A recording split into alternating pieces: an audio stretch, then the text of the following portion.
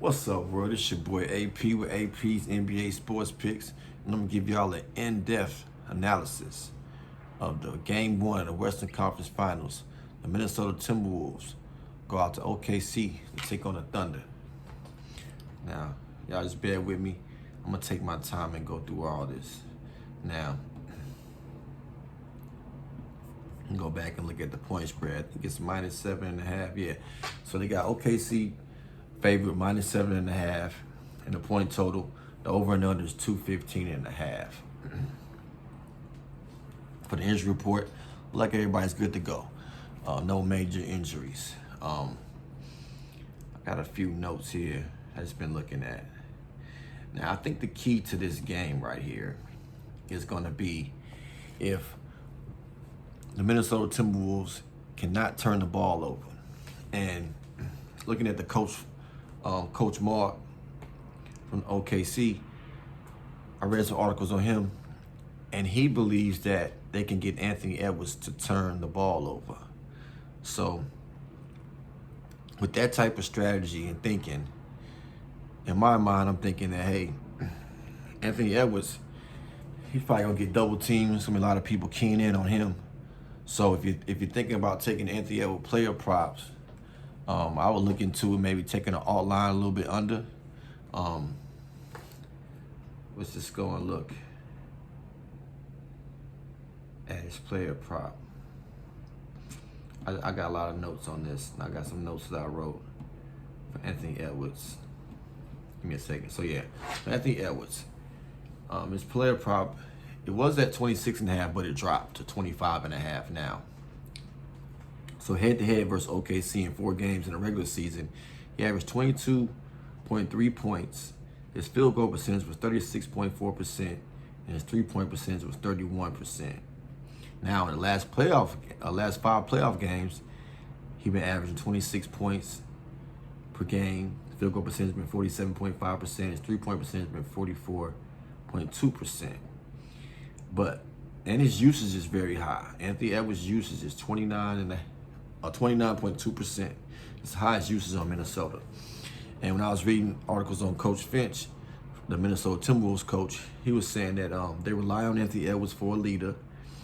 But OKC they are focusing on his turnovers, which could disrupt his offensive flow, but also means the ball is in his hands.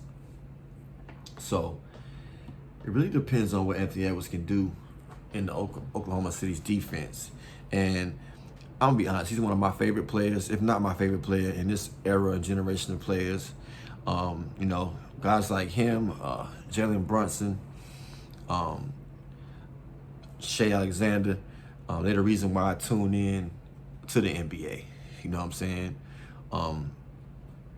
And also with this game, analyzing this game, I had to take in consideration a bunch of different factors. And one factor is that it seems like the referees are letting the players play physical. So I think the Timberwolves have a team that can play physical. And also the Oklahoma City Thunder can as well. Shed down there is a little light. And Jalen Williams, I don't really see him getting that aggressive, but I think Jalen Williams also could be a key factor in this game as well. I'll speak more to that. But it's just like, I feel like that the Timberwolves do have a slight advantage from the rest. They've been resting, they've been chilling at the crib. Hopefully they've been watching film, and players like Donte DiVincenzo and Naz Reid, they can watch some film and see the mistakes that they made in the last series, because Donte DiVincenzo has been shooting the ball poorly. I mean, let's go down to, I got a bunch of notes, y'all. I'm just kind of going back and forth from them. Donte DiVincenzo. So head-to-head this year, and also when you're looking at the head-to-head stats from Oklahoma City Thunder and Minnesota Timberwolves, had to take in consideration that players were out in those games. So when you look at some players like Naz Reid against Oklahoma City Thunder, he got a lot of minutes. And there were some games that Rudy Gobert or Julius Randle didn't play. Well, I have to check that, but I got all those stats down here. But just head-to-head with a player like Donte DiVincenzo. In OKC, he scored 10 points. He was 30% from the field, 28.6% from the three-point line. The last 5 playoff games, he's averaged 8 points. He shot 37.8% and 32% from the three-point line. Now, what I've seen and noticed with Oklahoma City is that I seen them, so I try to watch them in playoff atmosphere type games. And in the in-season playing tournament was an example, and it just seemed like to me that they're going to rely on their aggressive pressure defense to wear you out, and also they're going to see if you can make some 3-point shots. So that's why in the last series, like a player like Christian Brown, they just kind of let him, do his thing, and they was just focusing on locking down Jokic.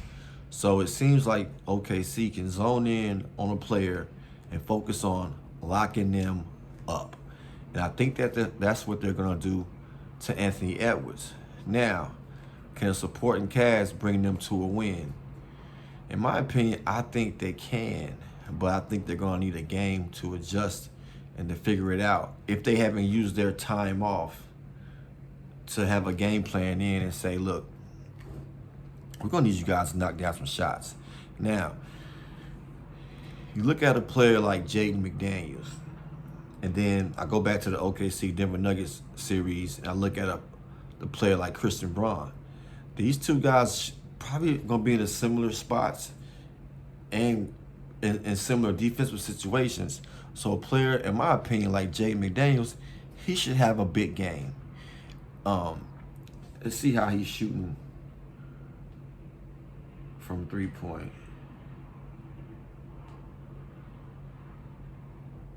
I don't have his 3-point stats pulled up, but I know he probably was hitting like 1.5 3-pointers a game in the series versus the Golden State Warriors. On the one game, he did hit 3 3-pointers. But now let's just go and analyze the game, right? So let me move up on my notes. I'm just gonna go to the top and just go through the notes that I have, and I'm just talking this out with y'all. You know what I'm saying?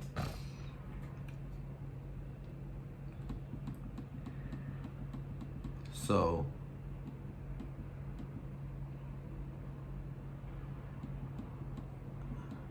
let me just get to it. Okay. So like I said, the game spread, they got the Timberwolves plus 7.5, and the point total is 215. All right, so let's look at the OKC. OKC plays a slightly faster pace in the last 5 games. Look at the last 5 games. The Thunder's pace is 98.5. It's a little bit faster than the Timberwolves' pace. Not that much. I would say they're similar. You know what I'm saying? They have similar style pace, put it like that. But the Timberwolves is 95.88 in their pace. You know what I'm saying? So, and one thing about the playoffs is every possession counts. Every possession counts. You would be surprised on how big of a difference one possession can make. Because if we look back, I know these are different teams, but the Boston Celtics led about 20 points in almost every game in that series, and the Knicks come back to win.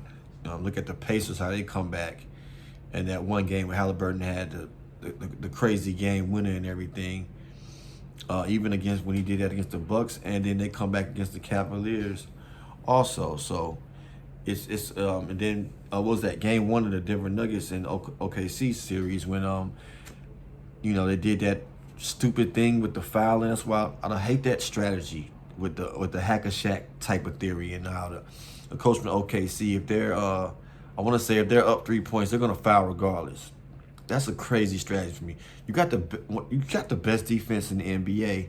Why don't you force them to make a shot, contested shot, rather than foul? And that's how they lost that game. That game wouldn't even had to go to a game 7, And I do like Chris Finch's coaching style more than I like Coach Mark coaching style for OKC. But let's analyze this right now. So the Thunder play at a slightly faster pace. The OKC in the playoffs, the offensive rating is 115.1. The defensive rating is 101.6, and their net rating is plus 13.5. They have one of the best net ratings in the history of the NBA. Now I got the Minnesota Timberwolves. Their offensive rating is slightly lower, 114.6, and their defensive rating is a bit higher at 106.8, and their net rating is a plus 7.9. And one thing I have to take into consideration with those type of stat lines is who were the Minnesota Timberwolves playing in the last series? They really had a cakewalk. When Steph Curry went down, they were basically playing against a play-in team. To me, it looked like Jimmy Butler wasn't being aggressive. He wasn't being assertive. That was just a straight-up cakewalk. And one more thing that I noticed is that it looked like Anthony Edwards was having ankle and hamstring problems, just how he's walking and playing out there. I think he rolled the ankle a couple times, so who knows if he's going to be able to sustain this whole series. Hopefully he got time to get therapy, physical training, and this time off that he had, and he can come back strong. Like I said, it's one of my favorite players, the Ant-Man, you know what I'm saying? So both of them have excellent offense, both of them good defense. Like I said, OKC is slightly better than defense in the playoffs, you know what I'm saying? So, like I said, look at their head-to-head series. They're 2-2 in the regular season. Game 1, OKC won, but Minnesota had 24 turnovers, leading to 31 OKC points. And Caruso and Holmgren wasn't even in that game. Now, Game 2, the Minnesota won. They limited SGA. And Minnesota had more rebounds, assists, and steal. Caruso, Randall, and Gobert, they set down. So how can we really analyze that with Randall and Gobert not in the game? In Game 3, SGA went crazy. He had 37 points. He shot. And OKC shot 19 from 35 from the three-point line. Now, that's one thing I think that OKC is going to go back and strategize on and say, hey, okay, look, we could have blew Denver out the door early, but they were missing three-point shots. OKC was missing a bunch of three-point shots. It's looking like to me that, they may start Dort out in the first 5 minutes or 6 minutes of the first quarter, but they're going to bring Caruso in because I think we've seen now that Caruso has a great defensive presence. I mean, they had him on the Joker. You know what I'm saying? Now, is that same defensive tactic going to work on Anthony Edwards? We will have to see that. You know what I'm saying? And Caruso, he can shoot the ball from three. He can give all he needs is maybe 2 3-pointers. Then you got Aaron Wiggins coming off the bench. He can shoot the ball from three. All he needs is 2 3-pointers.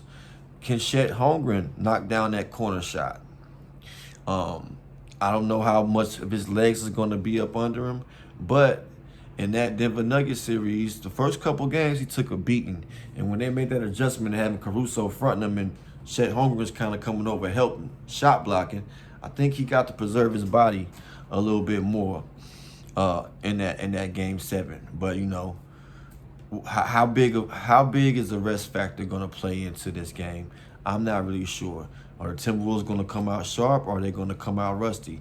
Are the OKC Thunder going to come out lackadaisical, or are they going to come out on fire?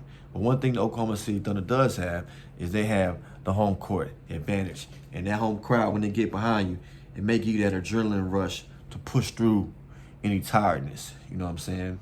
But like I said, Game 3, Shai Alexander had 37 points. OKC shot the ball well from the three-point line. Now, if the OKC can replicate that performance, I believe they can cover this spread right here. And Game 4, Minnesota won in overtime. Minnesota came back from down from 25. You know what I'm saying? And OKC just had a meltdown. But I think by OKC having that meltdown and the meltdown against the Denver Nuggets, they're capable of having a meltdown. Like I said, Minnesota, their defense is not bad. Also, you know what I'm saying? If I had to, say the 4 teams that are left, I think these 2 teams got the top best defenses. But New York and Indiana, we'll talk about that tomorrow. But I think both these teams got great defense. I just think that whoever can protect the ball the best and shoot the ball from three-point the best, and also rebound. You know what I'm saying? But Minnesota came back from 25 points down. OKC has had a meltdown in that game 4 right there. Now, I remember watching that game, and there was something going on with Coach Finch and Anthony Edwards then. So one thing that I hate to see in the corporate world in the NBA is that when the leader of a team or organization or a company play mind games with the players or the employees, you know what I'm saying? And usually that mind game is brewed into hatred and also maybe some old ways that America needs to get away from. So, constructive criticism, tough love, but at the end of the day, when you're a grown man, you want a certain respect from another grown man, especially if we out in public and the whole world can see this. You know what I'm saying? So sometimes people with their power and egos, they take it out and try to embarrass a player like Steve Kerr done Kuminga. And if I'm Kuminga, I'm getting the heck out of Golden State because this man don't respect me. He should have been playing that guy.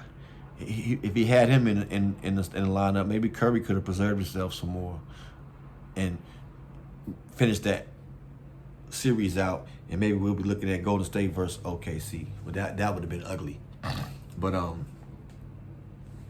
let's go look at. I just want to go look at the series, the regular season series. Just look at the point totals here.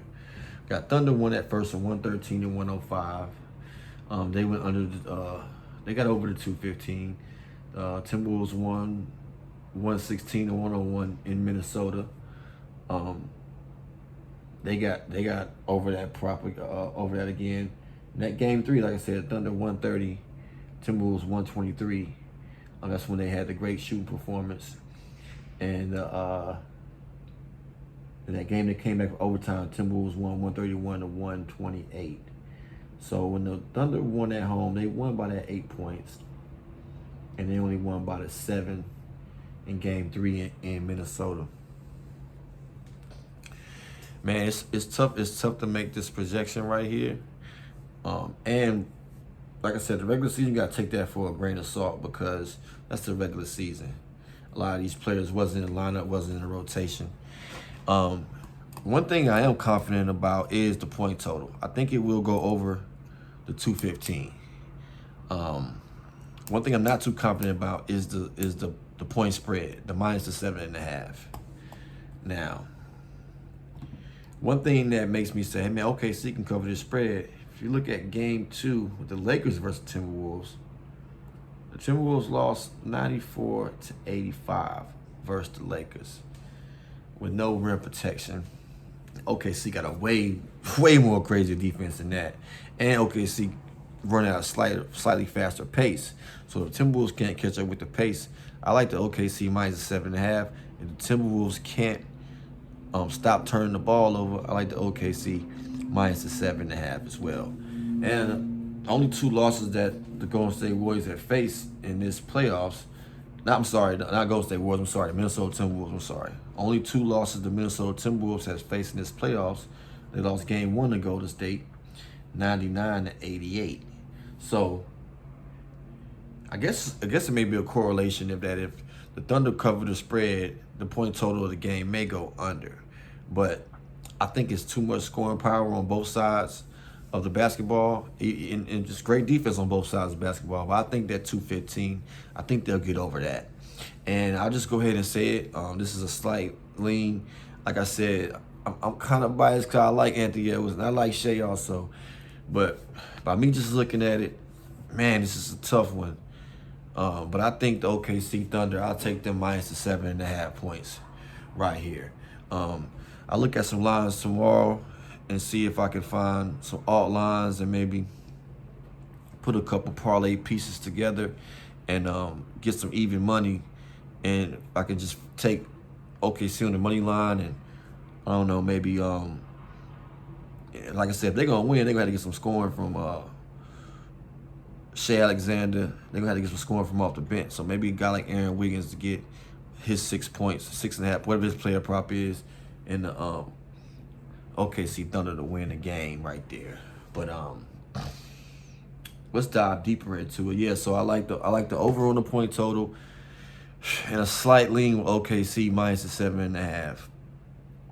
I do believe that if the Timberwolves worked on a game plan and they can find other people to score the ball, I do think that they can cover the plus 7.5 point spread. But I need to see it with the eye test first. So without me seeing it, I'm gonna. And then the Thunder, they faced a harder team, a tougher team, the Denver Nuggets.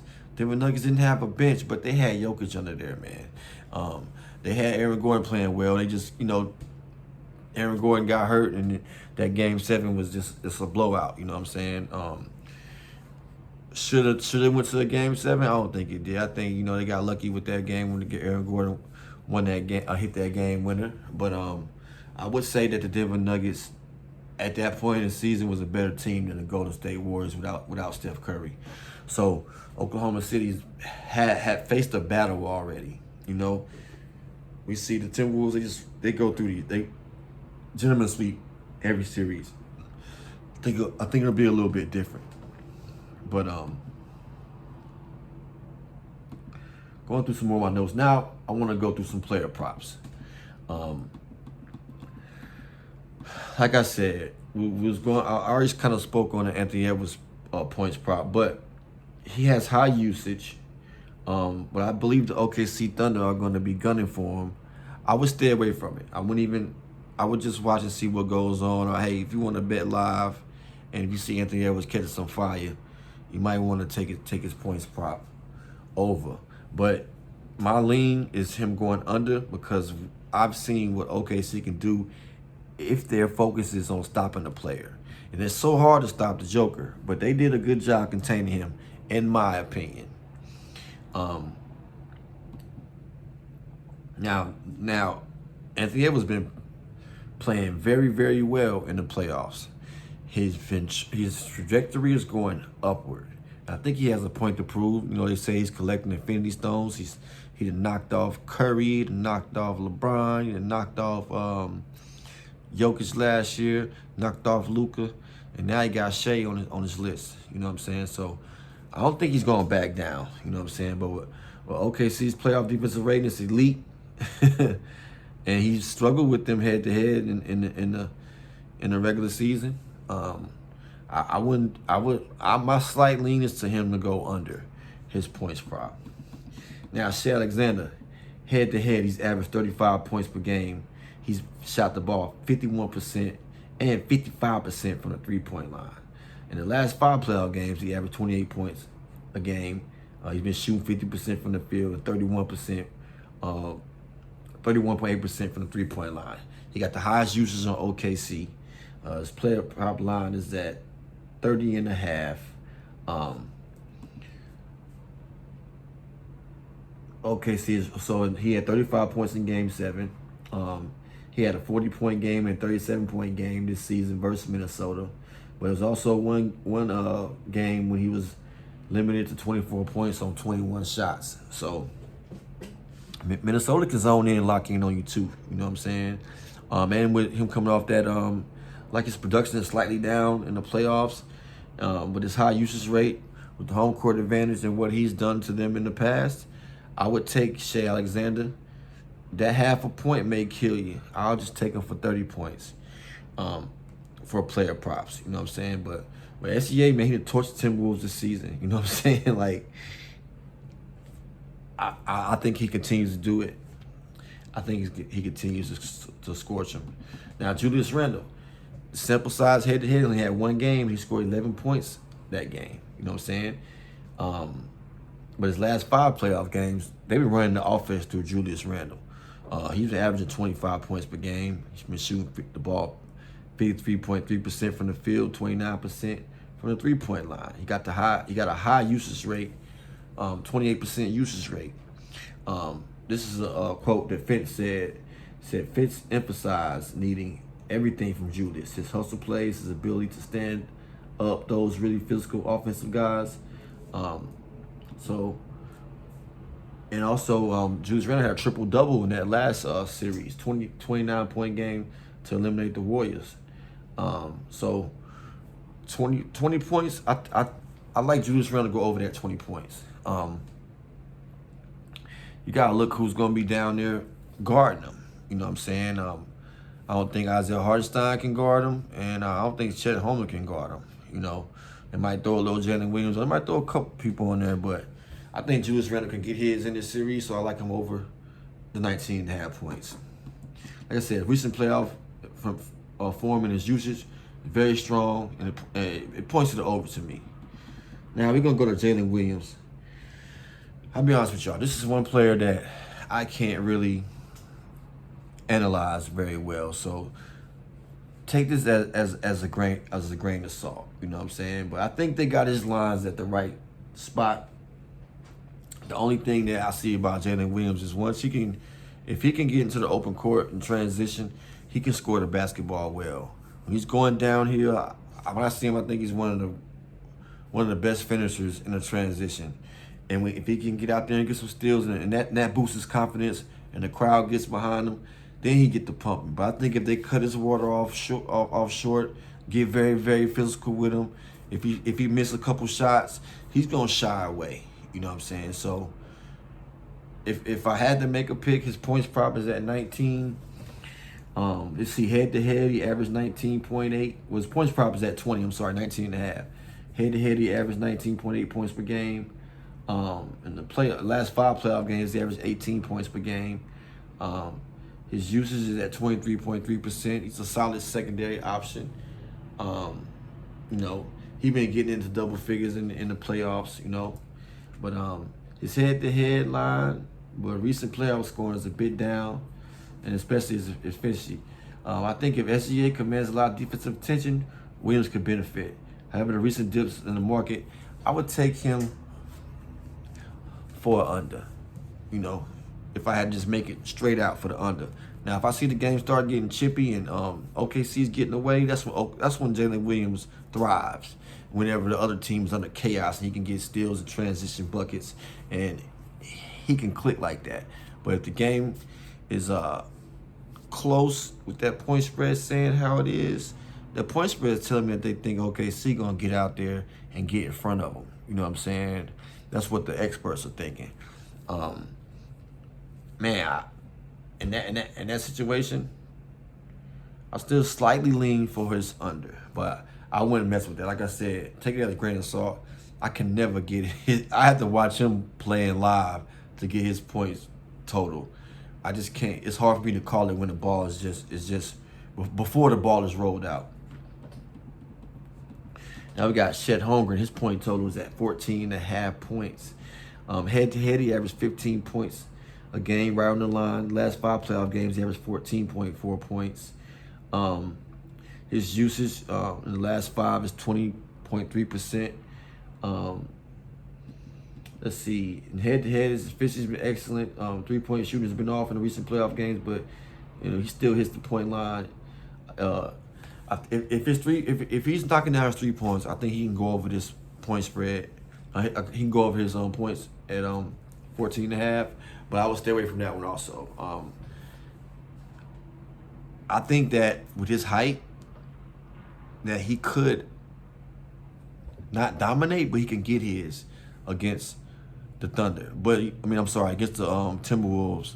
But you got some guys that you know, Timberwolves got some height also. They got Nasri can come off the bench, and they got Rudy Gobert. You know what I'm saying? But I don't know how can Rudy Gobert contain. I seen Chet hit a couple moves in that Denver Nuggets game, and I think that game should have trained him to prepare him for this game. I think he's a little bit quicker than Rudy Gobert if he can get Rudy Gobert outside the goal. You know what I'm saying? But you got guys like this that have long wingspans like Jaden McDaniels, and Julius Randle can rough him up and stay in front of him out there. So I just got to get an eye test with him for his points. But if I had to make a pick, I would think I wouldn't take him for the 15. I'll take him for the 10 points. If I'm putting a parlay together, that's a good parlay piece. Put him at the 10 points. Now next up we got Jaden McDaniels. His points prop is at 12.5. Now this is I never say the lock thing right here, but this point, Jaden McDaniels props interests me the most in this series because I got a chance to see what Christian Braun did against the Oklahoma City Thunder. So if they're gonna have to, if OKC gonna have to put most of their attention on defense towards Anthony Edwards and also towards Julius Randle, then how are this going to match up? Who's going to be guarding Jaden McDaniels? You know what I'm saying? You're probably going to have Dort on Anthony Edwards. You may have Shea on him, you know. And Shea, I don't know. Shea may try, maybe him on Mike Conley. Yeah, I think Shea, definitely Shea will probably be on Mike Conley. But the thing about Shea is he's not going to want to get into foul trouble because we've seen instances where he could have gotten into foul trouble and took out that game in that series against the Nuggets. And in my opinion, if I'm Jay McDaniels, I'm ready to come out and ball. I seen what Christian Braun did against this team. I'm on Jay McDaniels. You got to ball out this game, man. If players like Jay McDaniels step up, the Minnesota Timberwolves can win this game tomorrow. But it depends on what's his mental attitude. But his player prop is at 12.5. Now look at this, head-to-head. He played all 4 games against OKC. He averaged 18 points per game. He shot the ball 45.6% from the field. The 3-point percentage is only 17.6. You know what I'm saying? His last 5 playoff games, he's averaged 13.4 points. Right over that line also. He got a low usage rate. It's only 14.3%, but he's out there more for defense. So that's one thing, got to consider with taking this prop also. Is Shea Alexander going to wear him out? Where they going to have Jaden McDaniels at? You know what I'm saying? I'm pretty sure they're going to probably want to see him on Shea Alexander. Maybe him and Anthony Edwards going to get a bit of that matchup right there. Maybe get a little Dante DiVincenzo also. But I think that and it was one game in that head-to-head in the season where Naz Reid, Anthony Edwards, and Jaden McDaniels combined for 71 points. And if I'm not mistaken, I got to go back and fact check. I think it was that overtime game. But for the analysis, man, he performed well head-to-head. And I think, he can go over the 12.5 points. Now we got Isaiah Hartenstein. His points prop is at 9.5 points. Now, head-to-head, he's averaged 10.3 points per game against the team. He shot the ball 60.7%. 60.7%. His last 5 playoff games, he's averaged 10.2 points per game. Field goal percentage has dropped 3%. He's only got 15.2% usage. He's consistently scoring 10 points, you know what I'm saying? And both head-to-head and the recent playoff games, Slight lean for me, I'll take him for the 10 points, though. And a correlation that I noticed between the regular season is that if Isaiah Hartenstein getting 10 points, you can damn near take Jalen Williams to get 4 assists. Because it looks like that's what Jalen Williams dishes off, and that's what he looks for. You know what I'm saying? With Dort, I'm staying away from Dort. His player prop is only 8.5 points. He's probably shooting 6 or 7 3-pointers. You know what I'm saying? But to get over that prop, you got to make. He's not really shooting 2s. He's not getting to the free throw line. His usage rate is at 17.6%, and he's been in a slump. But he's the type player that can get it going. Well, Minnesota Timberwolves maybe running him off 3-point line. I'll take Dort for the under because I think that Coach Moore with OKC, I think he trusts in Caruso a bit more because him and Caruso go back to the G League days, or D League days. You know what I'm saying? Pause. So I wouldn't touch Dort with anything. I would take him off my ticket. But if I had to make a pick, and these, I'm just making these leans and these predictions, just to give someone a guide. Maybe you can take the information and say, man, AP, man, you tripping. Dort gonna go out there and score 20, which he could if he can make a shot. You know what I'm saying? But from my eye test and what I've seen, and how I've seen him on the sideline with that windbreaker on in the fourth quarter against the Denver Nuggets, in the third quarter too, and Caruso out there balling with the headband on and everything like that, and Aaron Wiggins stepping up balling. I'm taking Dort under that 8.5 points. He got to make 4 3-pointers to get over that. I'm sorry, 3 3-pointers to get over that. My bad on the math. But Rudy Gobert, I'm not even gonna get into that. If I had to, I would take him under. His points prop is at 9.5. I think this is going to be more of a Nas Reed series. Like I said, I think Rudy Gobert is going to be a liability on the defensive end. They're going to try to pull him out. And when he switch on players like Shai Alexander and Shai Alexander going to give him that mid-range game, our blow by him. Jalen Williams can blow by him. If I had to make a pick, I would take him to go under. But he does have those times when the players are looking for him and they're giving him alley-oop lobs. He's getting a lot of offensive rebounds. He can sneak in there and get the 10 points. But just calling it how I see it, I would take Rudy Gobert under the 9.5 points. He's basically there for defense and rebounds. And I don't think he's going to be that much of a factor on the defensive end. But the games vary. Now, this is another player. I'm on Mike Conley. His points prop is at 6.5 points. Now, I think that Mike Conley usage rate is going to increase because they're going to need a veteran out there for this type of defense that OKC got. Does Mike Conley have enough in him? Does he have enough quickness in him to sustain this OKC swarming defense? I think Finch is going to want his veteran point guard in there to make some plays, be the floor general, and get Anthony Edwards involved. And also to knock down some open shots. I think they're going to leave Mike Conley dead wide open. It's tough because, this is the thing about taking Mike Conley props.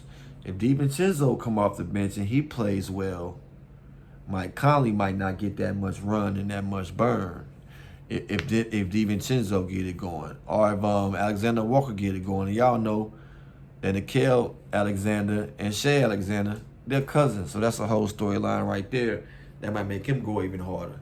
But I like Mike Conley over the 6.5 points. I think he got to be a floor general out there. Head-to-head, he averaged 11 points per game. He played in 3 games. Last 5 playoff games, he averaged 8 points per game. You know what I'm saying? Shooting 40% from the three-point line, only 34.3% from the field. You know what I'm saying? But he's just better off just taking threes because it's hard for him to finish inside the lane. You got Chet Holmgren down there. He probably can get some floaters over Isaiah Hartenstein. And but it's going to be tough for him penetrating. But I think if he can, listen, man, 6.5 points, that's 2 3-pointers and a 2-pointer. I think he can do that. Next up, we got Nas Reed. Now, this is another player that, man, I think him, Caruso, Nas Reed, Caruso, Jay McDaniels, Mike Conley. You might could put a player prop parlay with those guys right there. If the game is going how I'm seeing it, you know what I'm saying? It could just be a thing where you roll it out there. Either team can get blowed out, or the major stars and Blazer players come to play, and the role players just sit back like a supporting cast. You know what I'm saying? But how I'm kind of seeing the game going, I believe it's going to be a Nas Reed game, man. And let's look at the head-to-head. His player prop is 10.5 points. Let's look at the head-to-head. He played all 4 games against OKC. He averaged 22.5 points per game. Field goal percentage is 45.1%. His three-point percentage was 29%. But his last 5 playoff games, he averaged 10.4 points per game. Field goal percentage has been at 54.1%. His three-point percentage has been at 43.5%.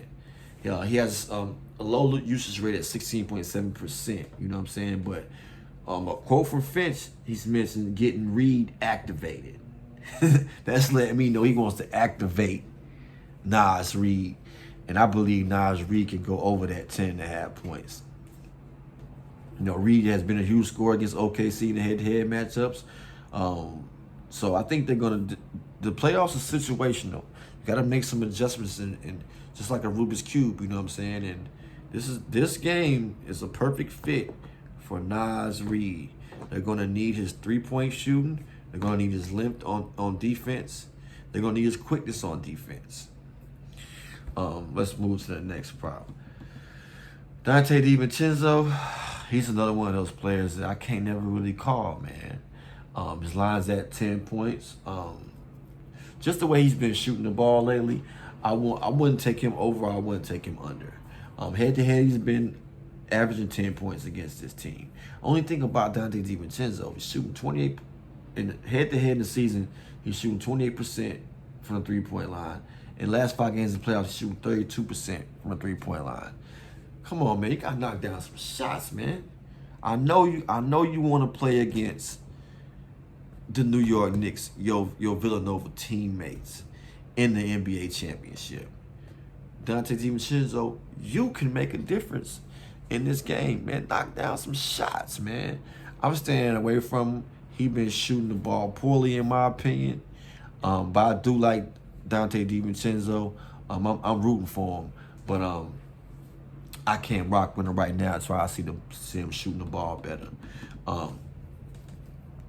Next player we got Alex Caruso at 8.5 points per game. Now, head to head, he only played 2 games. He averaged 8 points per game. Just throw it out the window. But his usage rate been 16.5%. He scored that 11 points in Game 7 versus the Nuggets, and he's a big role with OKC defense. I think that he can. I take Caruso over the 8.5 points for the simple fact that I think he got the trust of his coaching staff, and Lou Dort has just not been shooting the ball well. So what are we gonna do? We're gonna let Lou Dort sit out there and shoot a bunch of bricks. And no disrespect to Lou Dort, I'm just calling it how I see it. I think he's a great player, and man, with them little low point props, I'm rooting for you to get over, cause I'll drop a bag on it, but you can't score over 9 points, and you shooting 8 3-pointers.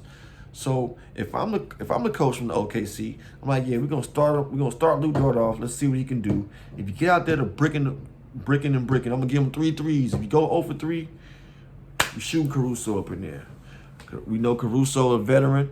I think Caruso gonna knock him down, and also he gonna go out there and play some great defense. And what I like most out of Caruso is 2 steals for him. Casey Wallace, I like his athleticism and everything like that. 6.5 points. I'm just not sure what kind of, you gotta watch that live to see that, and hope you can catch him. With 3-pointers made, the way that Anthony Edwards, I'm gonna zip through the 3-pointers made. I believe Anthony Edwards can go over his. I'm gonna take him at 3.5 threes. His points probably his 3-point probably at 3.5. I'll take him at 3. With the best value with even money is Shai Alexander get 2 3-pointers. I like Shai getting 2 3-pointers. I do. Julius Randle, he's not shooting. His 3-point percentage is at 29.6, but he takes a bunch of them. I think he can get 2 of them. Chet Holmgren, now his 2 3-point for Chet Holmgren is plus 178. I like that. Head to head, he averaged 2 3-pointers in the regular season, but last 5 playoff games, he's been at 0.8 3-pointers made on 19% shooting. That may hurt his confidence, but I think that he'll have the space to get a few 3-pointers off. He just gotta knock them down. Do you want to sweat that out? That's why the books got it at plus 178. But I like E40, man. I'll sprinkle a little bit on that. You know what I'm saying? But yeah, I like Shai 3-pointers. Sprinkle a little something on Chet. Stand away from Lou Dort, even though I think he can knock him down, but I don't know. Now Mike Conley is plus 108. I do like Mike Conley to hit 2 threes. I do like Nas Reed to hit 2 threes. It's looking like the books are thinking that Nas Reed gonna do it. His 3-point pop is at 1.5, but the over is at minus 136. So little tad bit juice, you know what I'm saying? But I like Nas Reed to get the 2 3. I think he'll get the looks. Like I said, I stay from Dante DiVincenzo. His player prop is at 2 threes is juiced. He should be able to do it. He should. You got Caruso, that interests me right there also. Caruso to hit 2 threes. It's a plus 118 over. Maybe somebody like Mike Conley, Caruso, and Chet. That'll be a hell of a parlay for them all to hit 2 threes. You know what I'm saying? Um, that's probably some crazy plus money.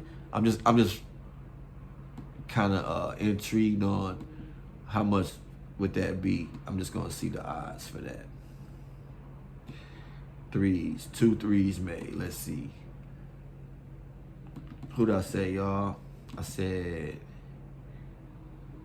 Chet Holmgren, Conley. Who else got plus money with 2 threes? Chet Holmgren, Conley. Don't want to take. I like Caruso, but I think he's gonna be more focused on defense. We know Shea get to shoot the ball, so that's a plus 801 for Shea to get 2 threes, Mike Conley to get 2 threes, and Chet to get 2 threes. 8 times your money if when that thing hit. You know what I'm saying? Let me get back to my notes. Rebounds. I'm just go through this very quickly. Anthony Edwards rebounded the ball outstandingly. I like him to go over the 6.5 rebounds. With Shea Alexander, I just don't know. I don't know if he's gonna be down there rebounding or not. I'm just not sure. His rebound prop is at 5.5. Head to head, he averaged 7.3 rebounds. Last 5 playoff games, he averaged 6. It's plus money, plus 128. Maybe wouldn't mind sprinkling a little bit on that also. You know what I'm saying? Let me write down some of these. I like that. I like those 3-pointers. That was Shea, Mike, Chet. Look, I'll be looking for plus money plays. Shea for the plus money for the 6 rebounds. Let's just put together something hella. You know what I'm saying?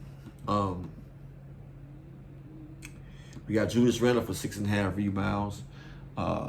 Like I said, I'm not going with his head-to-head things, but last 5 playoff games, he's averaged 6.6 rebounds, just over it. I'll stay away from Julius Randle from the 6.5.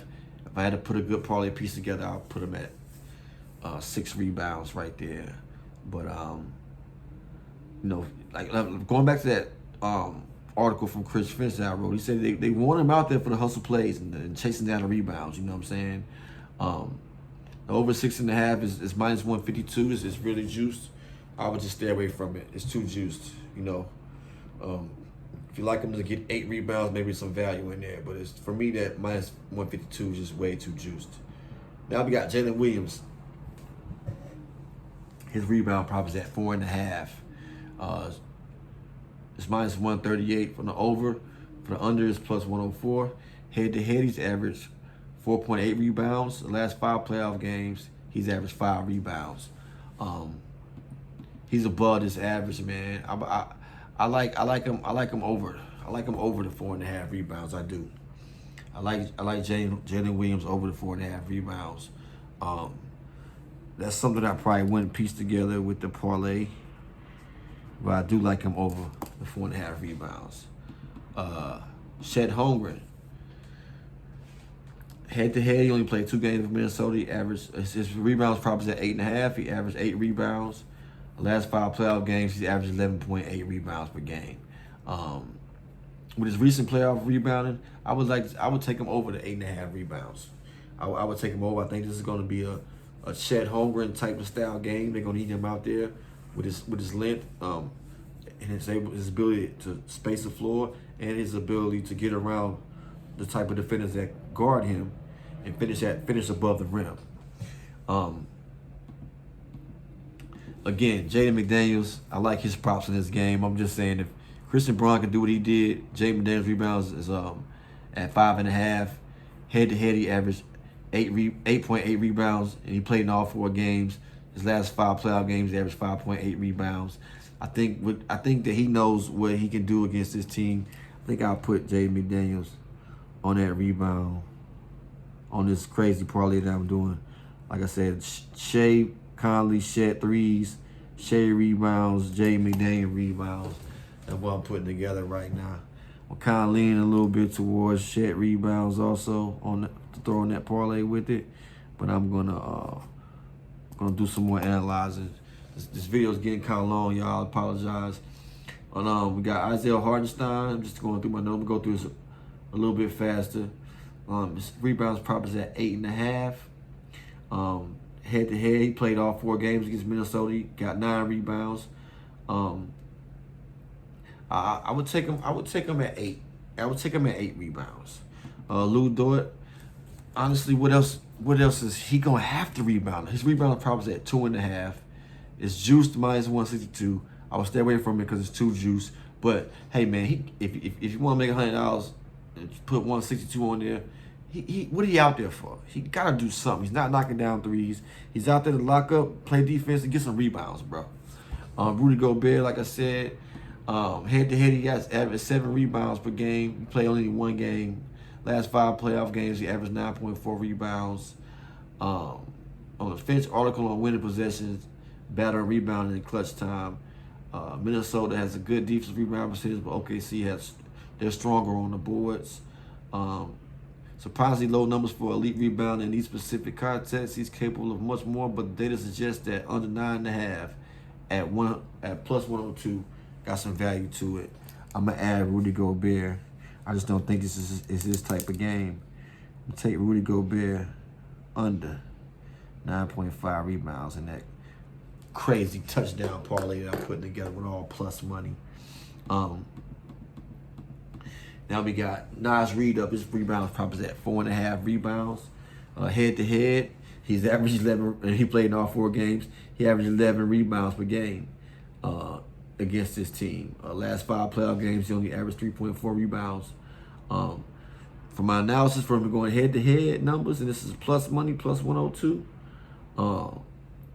But his recent playoff average is lower. But head to head, he's been dominant, especially on defensive glass.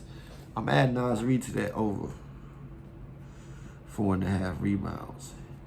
He played in all 4 games. He averaged 11 rebounds per game. Gotta look Julius Randle. Julius Randle and Rudy Gobert was out of some of those games, but and 1 game went to overtime to make the stats go up some more also. But I like Naz Reid plus money, 4.5 rebounds. It's plus money parlay we put together. You know what I'm saying? We got Alex Caruso rebounds props at 3.5. The over on that is plus 142. Head to head, he averaged 5.5 rebounds a game against Minnesota Timberwolves, and he played 2 games. His last 5 playoff games, though, he only averaged 2 rebounds a game. His head-to-head numbers are strong for a guard. The recent playoff numbers are lower. Given his defensive energy and playing key minutes, he can definitely get 4 rebounds, though. So I'll add Alex Caruso to that 4 rebounds. I think he's going to still get even higher usage over Dort.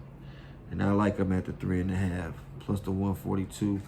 You know, now Vegas is telling y'all. I'm telling you, I'm just putting together a parlay with all value plays. But Vegas is telling y'all that it's gonna be crazy if this parlay hit. You know what I'm saying? But I just think they're undervaluing. They're not. I don't know if they're taking into consideration the usage part.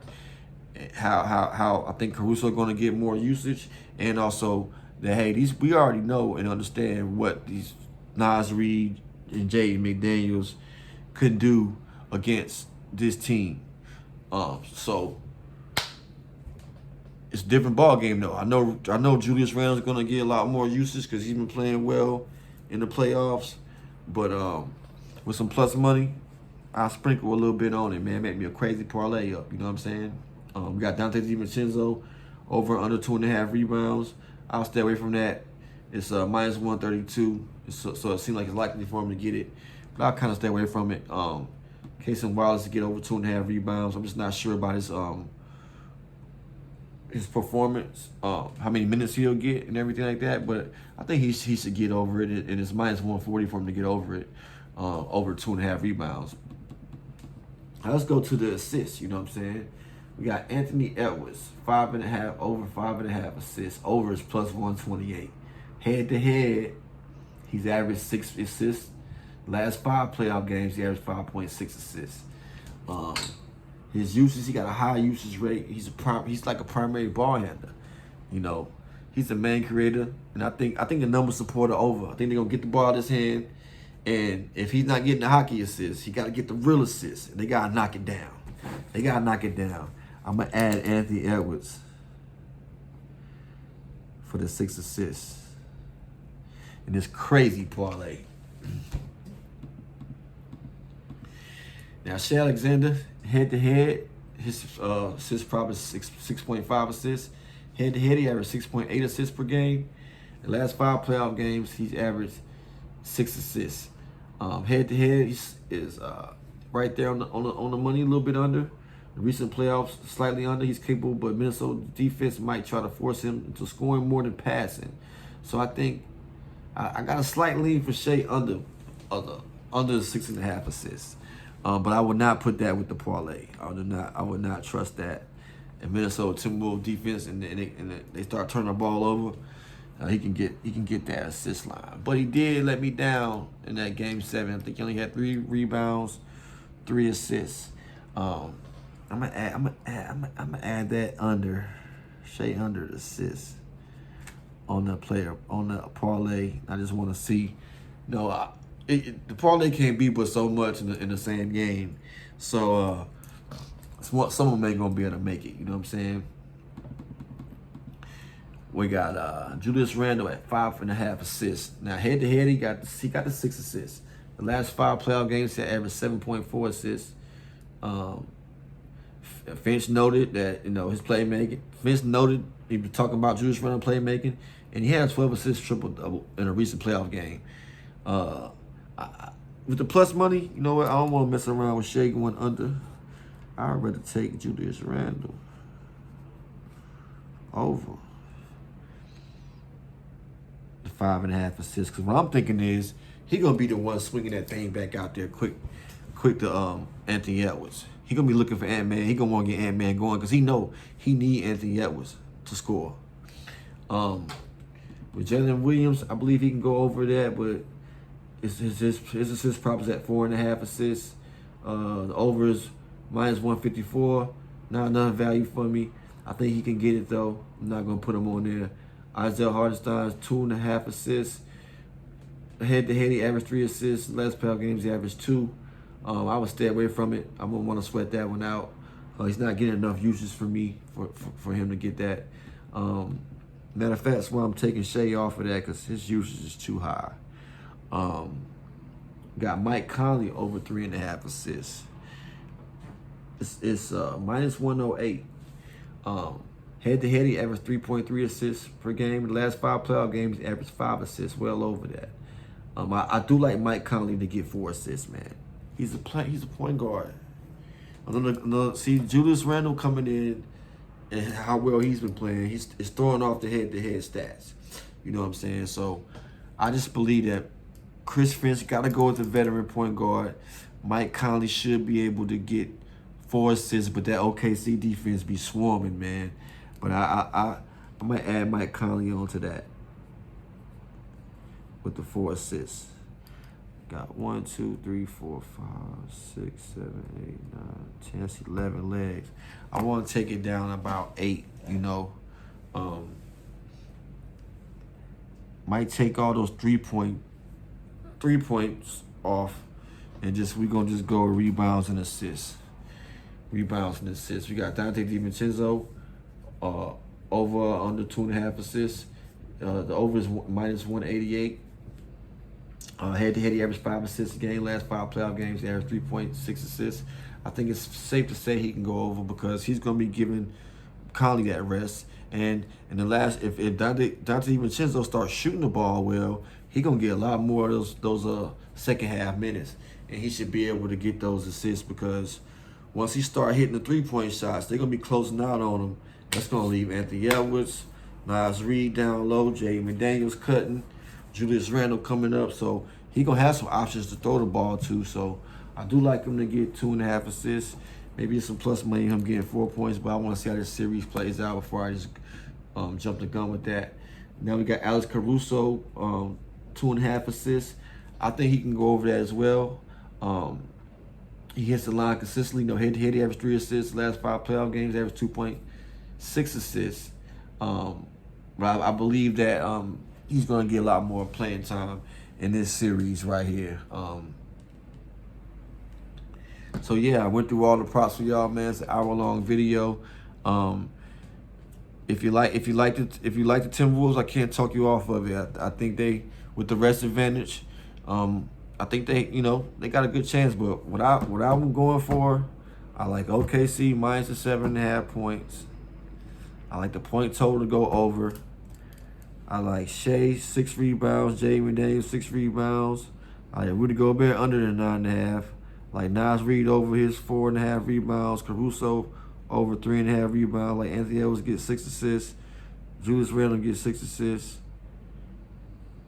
And Mike Conley to get 4 assists. Those are my picks right there. Gamble at your own risk. Health, wealth, and love to all. And man, leave some comments down below. Let me know what y'all think about my picks, you know what I'm saying? But once again, y'all know what time it is. It's bag season.